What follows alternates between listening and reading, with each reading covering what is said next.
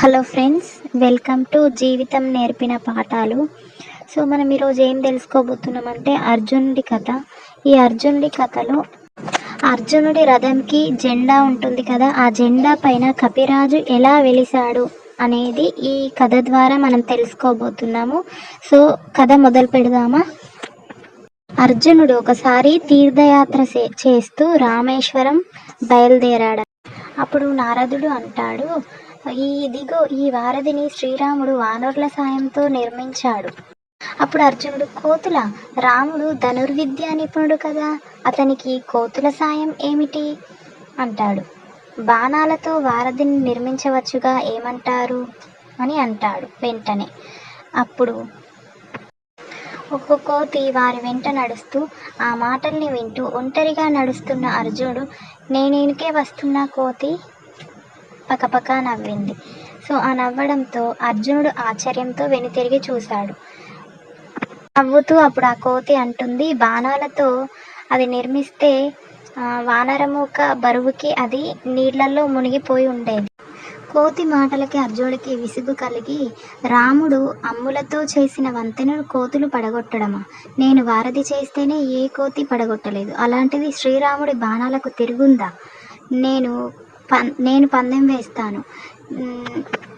అప్పుడు ఆ కోతి అంటుంది, నేను పందెం వేస్తాను, నీవు వేసే బాణాల వంతెన నా బరువు కూడా తట్టుకోలేక కుప్పకూలిపోతుంది. కోతి అంటే, నా మాట అబద్ధమైతే నేను నీకు బానిసగా ఉంటాను, నిజమే అయితే నేను ఆత్మాహుతి చేసుకుంటాను. ఇప్పుడు అర్జునుడు తన ధనుర్విద్యా నైపుణ్యంతో సముద్రం మీద వంతెన నిర్మించడం ప్రారంభించసాగాడు. అప్పుడు అగ్నిదేవుని వరం వల్ల పొందిన ఈ గాంధీవంతో ద్రోణాచార్యుని వద్ద నేర్పిన విలువిద్యతో ఈ వారధి నిర్మించడం ఎంత పని నాకు. వంతెన సిద్ధమవగానే వారధి సిద్ధం, నీవు పరీక్షించుకోవచ్చని అర్జునుడు అన్నాడు. ఆ కోతి వంతెన మీద చెయ్యి వేయగానే వంతెన కుప్పకూలిపోయింది. ఆశ్చర్యంగా ఉండే, ప్రయత్నిస్తాను అని అర్జునుడు అన్నాడు. రెండోసారి అర్జునుడు బాణాలతో వంతెనను మరింత చిక్కగా అల్లాడు. ఈసారి చూడు కోతి అని అన్నాడు. అనుకున్న దానికన్నా గట్టిగా ఉందే, కాస్త నడిచి చూస్తాను అన్నది వానరం. 4 అడుగులు వేసిందో లేదో మళ్ళీ విరిగిపోయింది వంతెన. అర్జునుడు మనసులో అనుకున్నాడు, నేను ఓడిపోయాను, చితి తప్పదిక అని అర్జునుడు అనుకున్నాడు మనసులో. చితిని సిద్ధం చేసుకొని అర్జునుడు అందులో ప్రవేశించబోతుండగా, ఆగు అని వెనుక నుండి ఒక బాలుడు పిలిచాడు. ఆ బాలుడు, ప్రాణత్యాగం చేస్తున్నావు ఎందుకు? అర్జునుడు తనకి కోతికి ఉన్న ఒప్పందం గురించి చెప్పాడు. ఎంత పందెమైనా సాక్ష్యం లేకపోతే నిలవదు. మీరెవరో నా ప్రాణం కాపాడాలని ఎందుకు అనుకుంటున్నారో నాకు తెలియదు కానీ అని అర్జునుడు అన్నాడు. మీ మాటలు నా మీద జాలితో చెబుతున్నవే గాని సత్యం పైన నమ్మకంతో కాదు అని అర్జునుడు అన్నాడు. బాలుడు, కేవలం ఓ కోతి బరువుకి వారధి కూలిపోతుందని ఎలా నమ్మావు? దాని గురించి తీర్పు చెప్పేందుకు ఎవరూ లేరు కదా అని ఆ బాలుడు అన్నాడు. అప్పుడు, ఏది మళ్ళీ ఇద్దరు నా పర్యవేక్షణలో పందెం వేయండి అని ఆ బాలుడు అన్నాడు. మంచి సలహా అని అర్జునుడు అనుకున్నాడు. వంతెన సిద్ధం అనగానే కోతి దాని మీద నుంచి నడవసాగింది. నాకేమైంది? నా శక్తి సన్నగిల్లింది, బలహీనంగా అనిపిస్తుంది అని అలా కోతి, సీతమ్మ అన్వేషణలో సముద్రాన్ని లంఘించినప్పటి ఆకారం ధరిస్తాను అని ఆ కోతి ఆంజనేయుడి కొండంత ఎత్తుగా తన ఆకారాన్ని పెంచింది.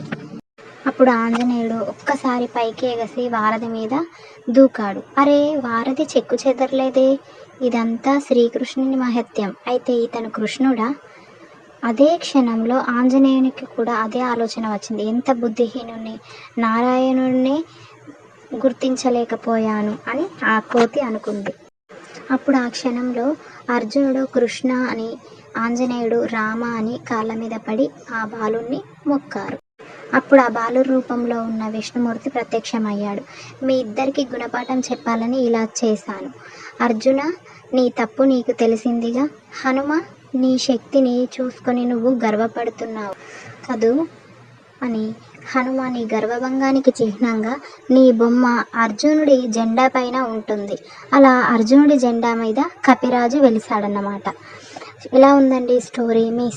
ఈ స్టోరీ మీ అందరికీ నచ్చినట్టయితే సబ్స్క్రైబ్ చేయండి. ఇలాంటి స్టోరీలు ఈ ఛానల్లో వస్తూ ఉంటాయి. సో ఈ విధంగా ఈ స్టోరీ మీకు నచ్చినట్టయితే ఛానల్ని సబ్స్క్రైబ్ చేయండి. ఈ స్టోరీలో ఏముందంటే అర్జునుడి జెండా మీద కపిరాజు ఎలా వెలిసాడు అనేది ఈ స్టోరీ. మీకు అందరికీ అర్థమైంది అనుకుంటున్నాను. Thank you.